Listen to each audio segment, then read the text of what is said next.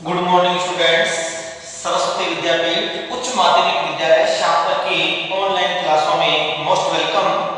प्यारे बच्चों, ज्योग्राफी के अंदर अपन ने दो पार्ट लेसन क्लियर किए। एक का नाम मानव भूगोल प्रकृति एवं विशेष क्षेत्र और दूसरा लेसन था विश्व की प्रमुख जनजातियां। आज अपन प्रवेश कर रहे हैं लेसन 3 में और लेसन का नाम है जनसंख्या वितरण घनत्व एवं वृद्धि। जनसंख्या वितरण घनत्व एवं वृद्धि। पहले बच्चों मैं बताऊं कि विश्व में सबसे बड़ा जो महाद्वीप है जनसंख्या में वो है एशिया महाद्वीप। एशिया महाद्वीप क्षेत्रफल में भी और जनसंख्या में दोनों में सबसे बड़ा महाद्वीप है। यदि मैं राष्ट्रों की बात करूं तो राष्ट्र में सबसे बड़ा राष्ट्र है चीन, उसके बाद में नंबर आता है भारत का, दूसरा नंबर आता है भारत का और तीसरा नंबर है तुम्हारे यूएसए का। ये विश्व के 3 सर्वाधिक जनसंख्या वाले राष्ट्र हैं। कौन कौन है? चीन, भारत और यूएसए। इसके बाद में और आगे चलेंगे, इंडोनेशिया है, ब्राजील है, पाकिस्तान है। बात समझ आ रही है? अलग है, मुख्य रूप से 3 है टॉपर और 3 टॉपर है जनसंख्या में, पॉपुलेशन में। नंबर 1 चीन, नंबर 2 भारत और नंबर 3 यूएसए। प्यारे बच्चों, आज अपन बात करेंगे जनसंख्या। संख्या यानी किसी की एक निश्चित अनुपात में गणना। जन यानी लोग। अपन पढ़ रहे हैं मानव भूगोल। क्या पढ़ रहे हैं? मानव भूगोल। और मानव भूगोल की जब मैंने प्रकृति और विशेष क्षेत्र जब मैंने आपको पढ़ाया था प्यारे बच्चों, जब मैंने आपको संभववाद पढ़ाया, निश्चयवाद पढ़ाया और नव निश्चयवाद पढ़ाया तो बहुत सारी चीजें सामने निकल करके आई थी। और ये चीज निकल करके आई थी कि मानव इस प्रकृति का सबसे बुद्धिमान प्राणी है। देखते हैं जिसको सोचने समझने की शक्ति प्राप्त है। देखते हैं जनसंख्या में वितरण। वितरण यानी बंटवारा। कैसे कैसे जनसंख्या का बंटवारा हुआ है। घनत्व। घनत्व यानी प्रति वर्ग किलोमीटर में कितने धरातल पर कितनी जनसंख्या मौजूद है, उसको बोलते हैं घनत्व। घनत्व की यदि मैं सीधे शब्दों में आपको डेफिनेशन दे दूं तो घनत्व का मतलब होता है प्रति वर्ग किलोमीटर में निवासित लोगों की संख्या।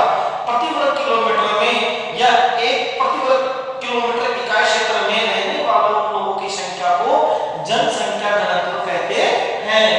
आगे चलते हैं, बात होती है वृद्धि की। प्यारे बच्चों, जनसंख्या वृद्धि मुख्य रूप से 2 प्रकार की होती है।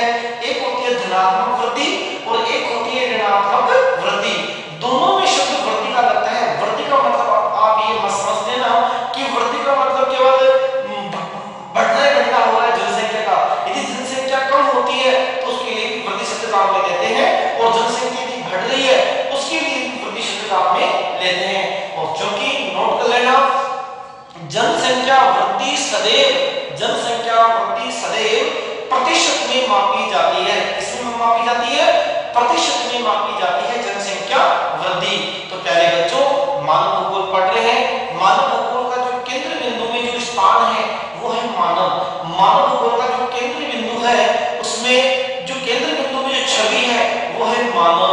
देखते हैं जनसंख्या यानी कि मानव की संख्या। अब मानव का मतलब हो गया उसमें मेल एंड फीमेल, स्त्री भी आती है और पुरुष भी आता है, बच्चे भी आते हैं और बच्चियां भी आती है, किशोर किशोरियां। बात समझ में आ रही है कि मानव का मतलब, जन का मतलब हो गया स्त्री और पुरुष। जनसंख्या वितरण यानी बंटवारा। अब कई लोग वितरण और घनत्व को एक कर देते हैं जबकि दोनों अलग अलग हैं। अभी आगे पढ़ेंगे इसके बारे में। घनत्व मतलब वृद्धि। घनत्व आप जानते हो कि भारत में सर्वाधिक जनसंख्या घनत्व वाला राज्य है। भारत में निम्नतम घनत्व वाला राज्य है। मालूम आप लोगों को? कुल मिलाकर इसमें प्रति वर्ग किलोमीटर के हिसाब से देखा जाता है। आज चर्चा करेंगे। देखते हैं जनसंख्या वितरण घनत्व एवं वृद्धि। पहले बच्चों, मानव का इतिहास बड़ा पुराना है। यदि मैं बात करूं उस आदि मानव की तो आदि मानव से लेकर के और आज का जो आधुनिक मानव है, जो आदि मानव वृक्षों की, पेड़ पौधों की छाल और पत्ते वगैरह से अपना तन ढकता था और वही आज मानव पैंट शर्ट जींस, पता नहीं कौन कोट पैंट, कौन कौन से कपड़े पहनता है। तो आज आपके सामने जो मानव का रूप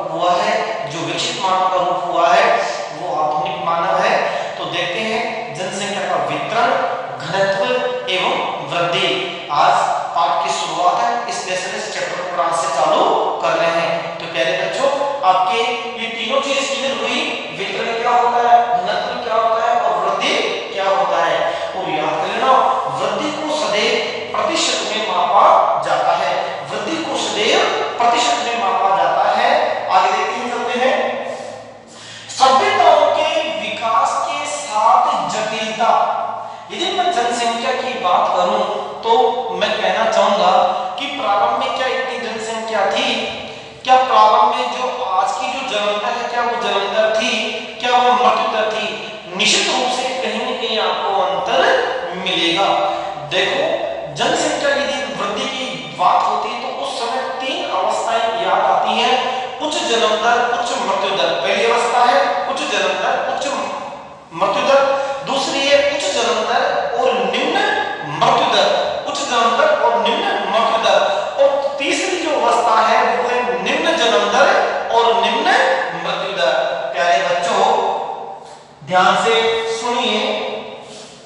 फर्स्ट जो अवस्था है वो है उच्च जन्म दर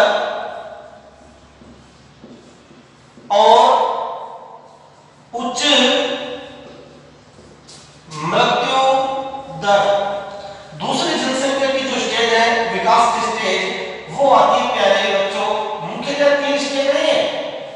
आगे आपके चार आदत के लिए मुख्य रूप से तीन है जिनसे जनसंख्या में परिवर्तन होता है। उच्च जन्म दर और उसके बाद में निम्न मृत्यु दर। तीसरी जो जनसंख्या की वृद्धि की जो अवस्था होती है वो होती है निम्न जन्म दर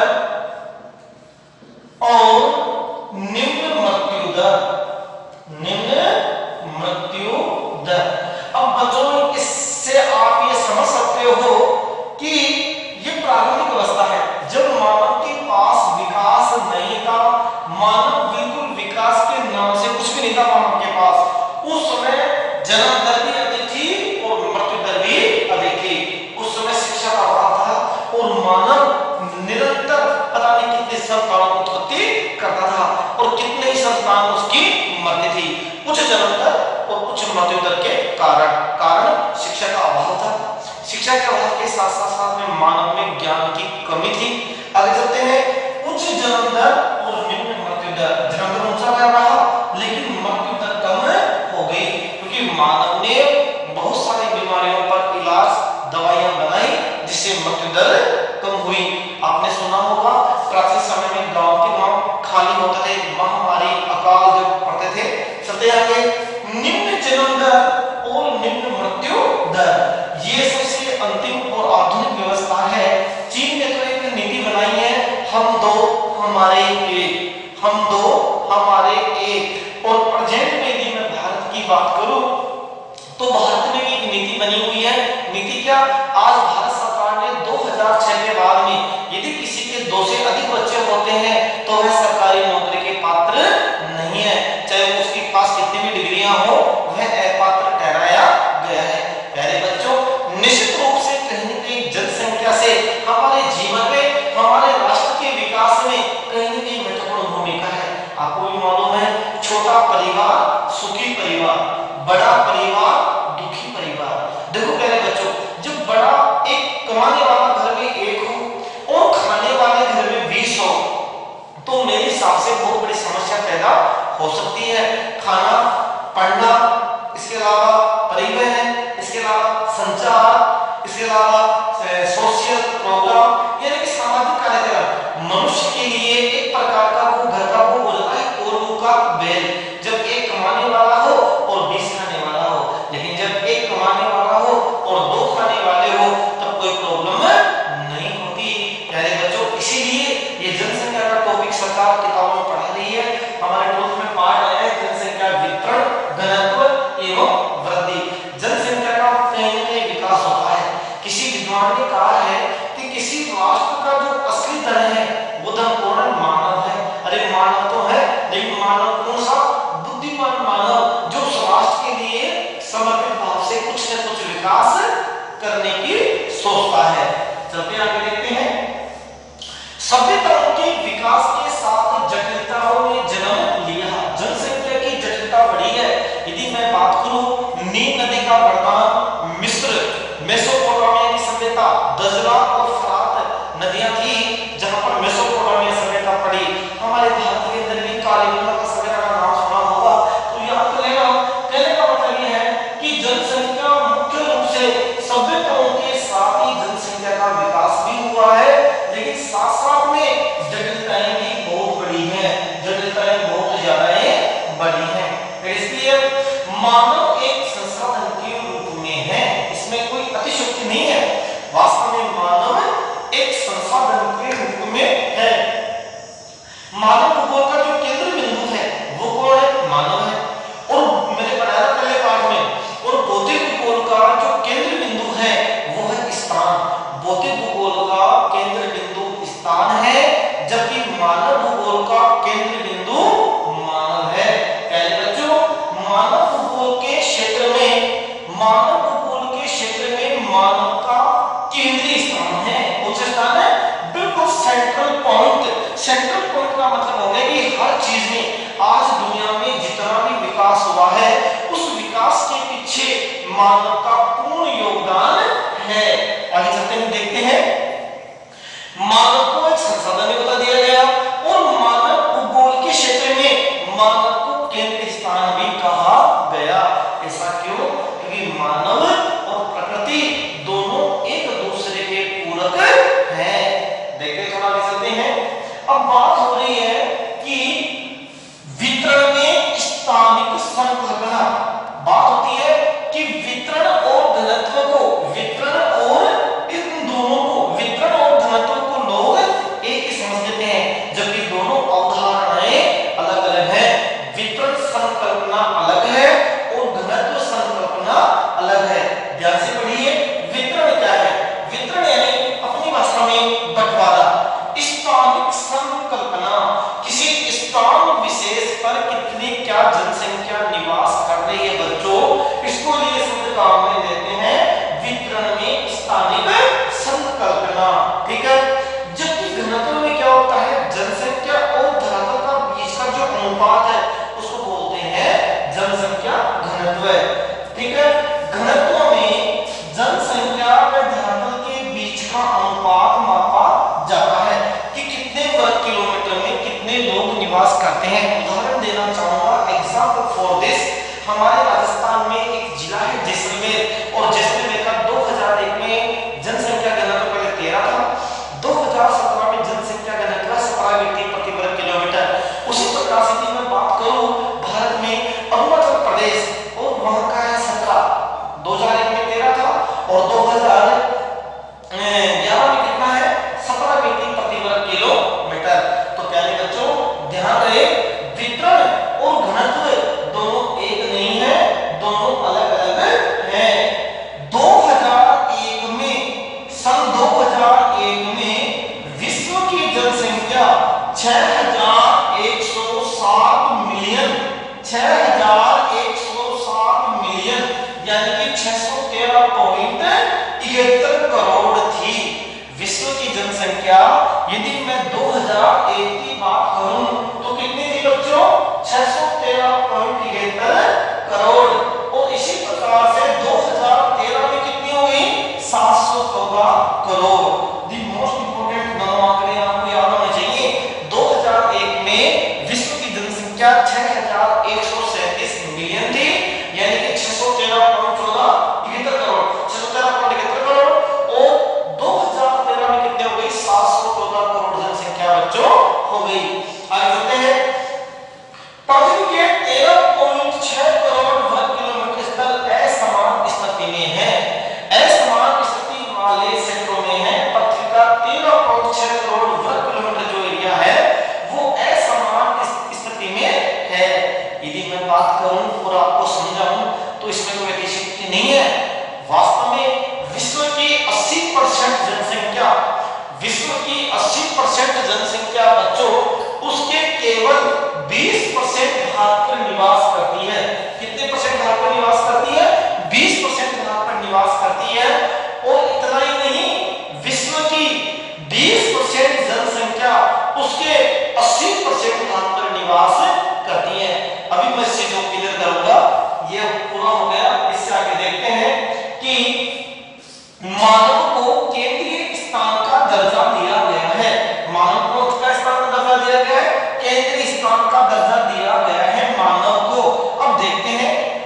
मानव के लिए उपयोगी क्या है? मानव के उपयोगी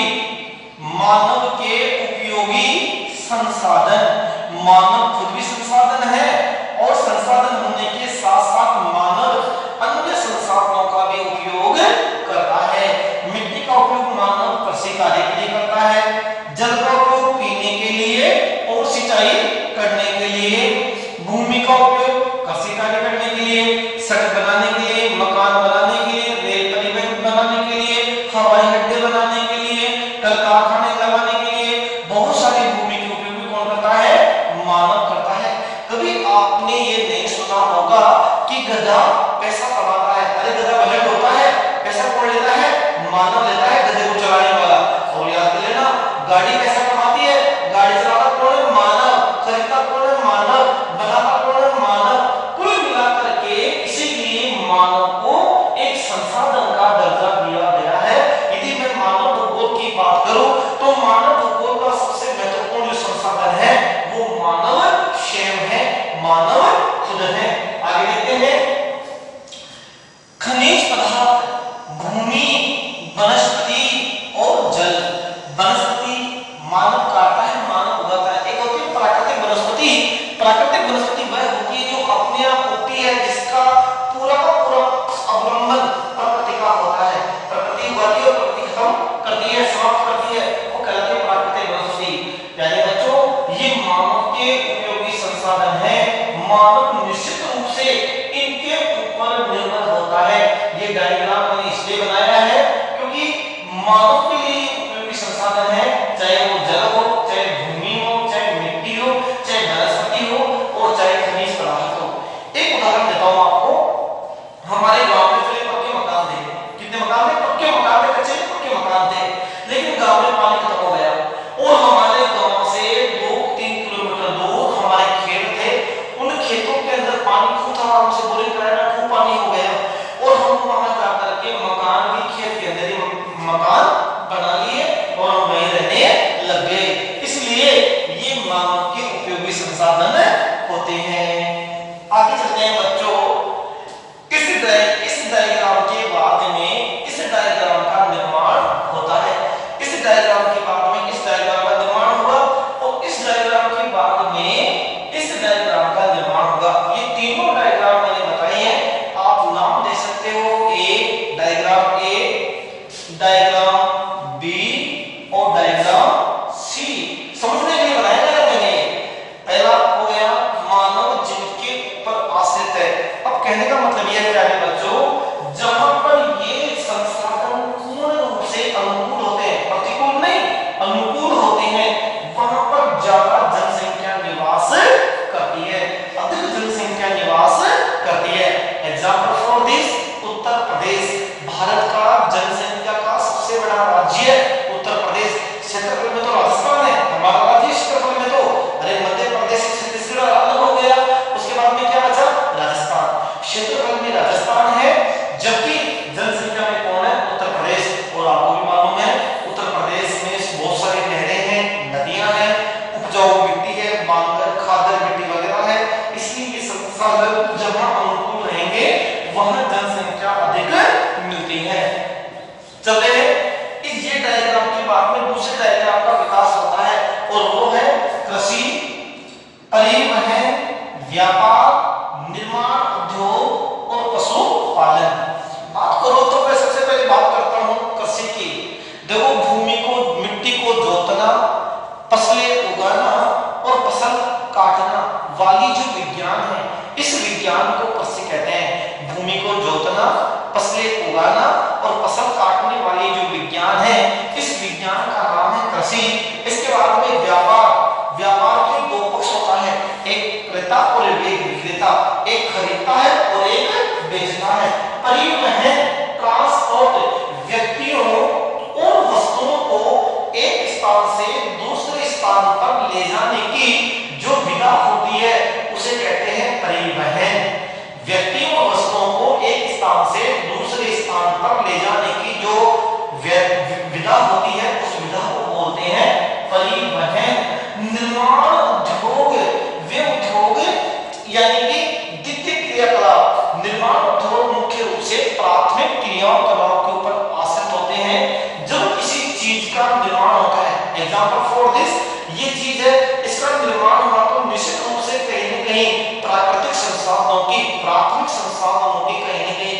निकाल रही होगी।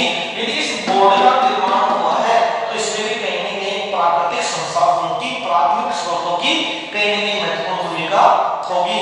निर्माण उद्योग का मतलब होता है प्यारे बच्चों किसी वस्तु का उत्पादन करना, और उत्पादन पर कब करेंगे? उत्पादन अपन जब करेंगे जब हमारे पास कच्चा माल होगा। कच्चा माल, आपको टेबल बनानी है तो सबसे पहले टेबल बनाने के लिए आपके पास में कच्चा माल होना चाहिए, लकड़ी वगैरह होनी चाहिए। बात समझ में आ रही है? चलते हैं आगे। ये हो गया तुम्हारा निर्माण उद्योग। पशुपालन, पशुपालन मुख्य रूप से दो प्रकार का होता है, चलवासी पशुचारण और वाणिज्य पशुचारण। चलवासी पशुचारण मुख्य रूप से विकासशील राष्ट्रों में किया जाता है, विकासशील राष्ट्रों में किया जाता है चलवासी पशुचारण, जबकि वाणिज्य पशुचारण विकसित राष्ट्रों में किया जाता है, जबकि वाणिज्य पशुचारण विकसित राष्ट्रों में किया जाता है। Diagram A complete, diagram B complete. थोड़ा आगे बढ़ते हैं और देखते हैं ये सब इनसे ये प्राप्ति हुई और इनसे ये प्राप्ति होने के बाद में फिर क्या प्राप्त होता है? ये चीज प्राप्त होती है। देखते हैं सबसे पहले सामाजिक संगठन। जब संसाधन मजबूत होते हैं, संसाधन सुदृढ़ होते हैं तो एक सामाजिक, एक पूर्ण सामाजिक संगठन का विकास होता है। कहते हैं कि आवश्यकता आविष्कार के जननी है। जब मानव की आवश्यकताएं होती हैं तो सचमुच आविष्कार होते रहते हैं, और जब आविष्कार होते हैं और आविष्कार से उत्पन्न होने वाला जो उत्पादन है उस उत्पादन को कौन लेता है? मानव काम में लेता है। ये हो गया सामाजिक संगठन। सामाजिक संगठन की यदि मैं बात करूं तो सामाजिक संगठन तभी बन पाएगा जब ये दोनों के दोनों डायग्राम, ये दोनों के दोनों में जो पॉइंट लिखे हुए हैं ये पूरे के पूरे मजबूत होंगे। आपको मालूम है इंसान को जब भूख लगती है ना तो कोई चीज उसकी आड़े नहीं आती है। आपको भूख लग रही है और मैं आपके सामने 2 लाख रुपए की गड्डी लाके रख दूं तो क्या आपकी भूख शांत हो जाएगी? आपको उस समय तुरंत खाना मिलेगा। अब आपको किसी तो खा लेंगे, वो चीज तो अलग है। मैं कह रहा हूँ तत्काल पर आपसे आपको भूख लग रही है, आप बीमार हो गए और आपके साथ में ये लोग ये पैसे लो जेब में रख दिया, आप सेव करोगे? नहीं, पैसे से सब कुछ नहीं है बेटा। संसाधन निश्चित रूप से जनसंख्या वाले पाठ में इन संसाधनों की महत्वपूर्ण भूमिका है, और इसीलिए आज का वैज्ञानिक, आज का मानव संसाधनों को लेकर चिंता व्यक्त कर रहा है। कह रहा है कि संसाधनों का संरक्षण किया जावे, संसाधनों का उपयोग विवेकपूर्ण ढंग से किया जावे ताकि आने वाली पीढ़ियों का भी काम सुचारू रूप से चल सके। देखते हैं ये जब मजबूत होंगे दोनों डायग्राम तो सामाजिक संगठन अपने आप मजबूत हो जाएगा। उसके बाद में तुम्हारे आता है संस्कृतियों का निर्माण होगा। किसका निर्माण होगा? संस्कृतियों का निर्माण होगा और सांस्कृतिक कारकों का निर्माण होगा। अब आगे समझिए, संस्कृति और सांस्कृतिक कारक पढ़ चुके आप, पढ़ा चुका मैं पिछली वीडियो क्लास में प्राकृतिक वातावरण और सांस्कृतिक वातावरण। ये डायग्राम यदि मैं बात करूं तो प्राकृतिक वातावरण का है और ये डायग्राम जो है ये सांस्कृतिक वातावरण का है और ये डायग्राम भी सांस्कृतिक वातावरण का है। कुल मिलाकर के मानव और प्रकृति दोनों एक दूसरे से जुड़े हुए हैं, इसीलिए मानव को जनसंख्या वाले पाठ में एक संसाधन का रूप दिया गया है। किसका रूप दिया गया है? एक संसाधन का रूप दिया गया है। जब मानव रोजगार की तलाश में, बात हो रही है विवाह की, जनसंख्या में विवाह का एक टॉपिक ही मान लो, जब मानव प्रवास करता है, मैं आपको बताना चाहूंगा कि जनसंख्या के 3 मुख्य घटक होते हैं। ध्यान लगाइए, जनसंख्या को प्रभावित करने वाले 3 मुख्य कारक होते हैं: जन्म, मृत्यु और प्यारे बच्चों प्रवास। जन्म, मृत्यु और प्रवास। अभी मैंने आपको कहा ये अब सुन लो, जन्म और मृत्यु तो आ गई, लेकिन प्रवास भी इंपॉर्टेंट है। मानव ने जन्म कहां लिया और रह कहां रहा है, इससे जहां रह रहा है वहां संसाधनों का प्रभाव पड़ेगा, चाहे वो सकारात्मक हो चाहे वो नकारात्मक हो। और जहां आगे चला गया, दूसरी जगह चला गया, वहां के संसाधनों को भी मानव प्रभावित करेगा नहीं करेगा? निश्चित रूप से प्रभावित करेगा। तो प्यारे बच्चों, भारत की याद करें ना, भारत की पहली जनगणना 1872 में हो गई थी, लेकिन भारत की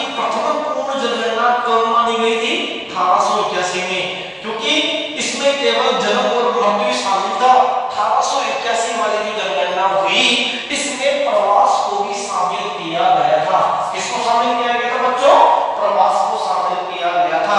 यदि शापा के अंदर, शापा को उदाहरण ले लो, यदि शापा के अंदर पंजाब का आदमी रह रहा है और यदि वो सिख धर्म का पालन करता है तो सारे त्योहार वगैरह भी वो सिख धर्म के ही बनाएगा। अब इससे संस्कृति का निर्माण हुआ नहीं है। पहले शापा में सिख धर्म था ही नहीं, लेकिन यहाँ पर सिख धर्म के लोग आ गए तो उनके जो आस पड़ोसी हैं उनके त्योहार को देखेंगे और उनकी संस्कृतियों का से परिचित होंगे, और जब वो लोग यहाँ रहेंगे तो आने वाली जो उनकी पीढ़ियां हैं उनके मकान में बसते हुए चले जाएंगे और अलग अलग संस्कृति का निर्माण होता है। आप ये भी कह सकते हो संस्कृति का मिश्रण होता है। तो प्यारे बच्चों, आज का टॉपिक ये खत्म करते हैं, दोबारा एक बार देख लेते हैं। जनसंख्या वितरण घनत्व में वृद्धि पाठ का नाम है। वितरण और घनत्व दोनों अलग है, एक नहीं है। वितरण में स्थानिक संतुलता कहते हैं, घनत्व में धरातल और जनसंख्या दोनों के अनुपात को देखा जाता है। वृद्धि जनसंख्या को मापने की एक इकाई होती है। जनसंख्या वृद्धि दो प्रकार की होती है, धनात्मक वृद्धि और ऋणात्मक वृद्धि। कमी होगी तो भी जनसंख्या वृद्धि पुकारते हैं और यदि बढ़ोतरी हो गई तो भी जनसंख्या वृद्धि के नाम से पुकारते हैं।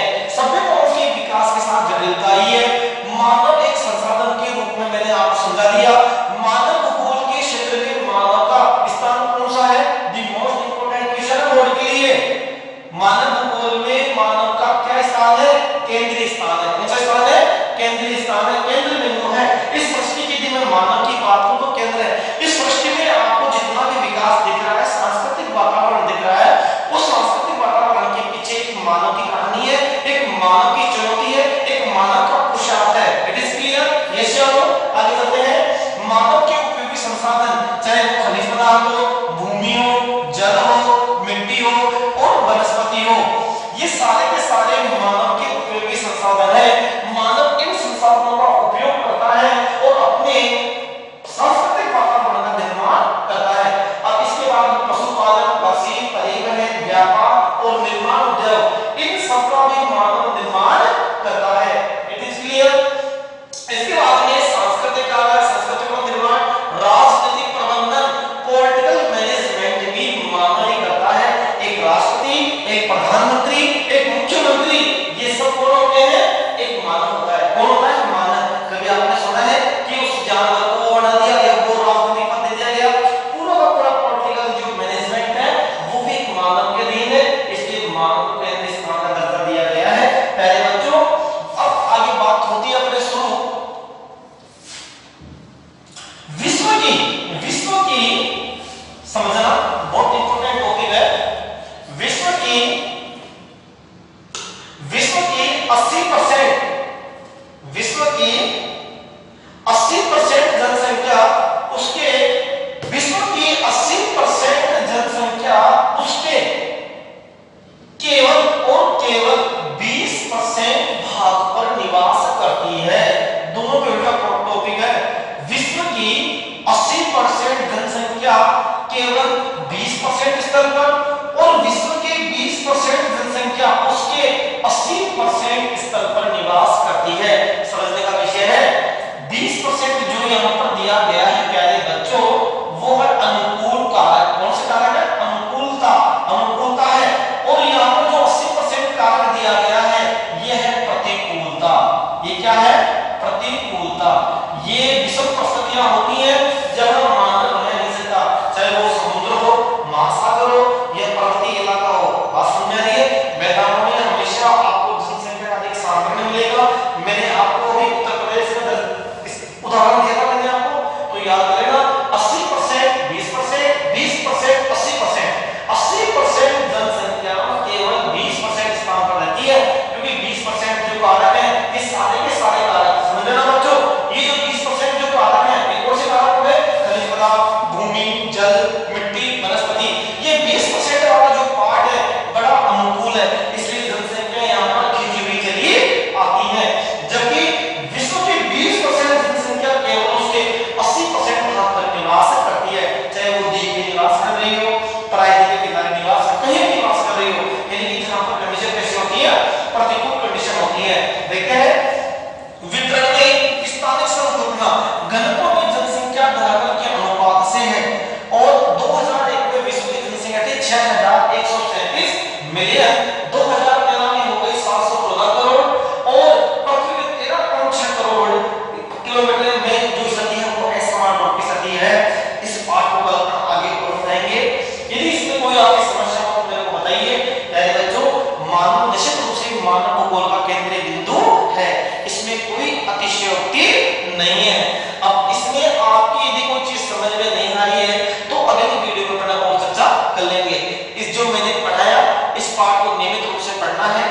वीडियो क्लास नियमित रूप से देखनी है, उसका अध्ययन करना है, उसको याद करना है, क्योंकि अभी से ही आप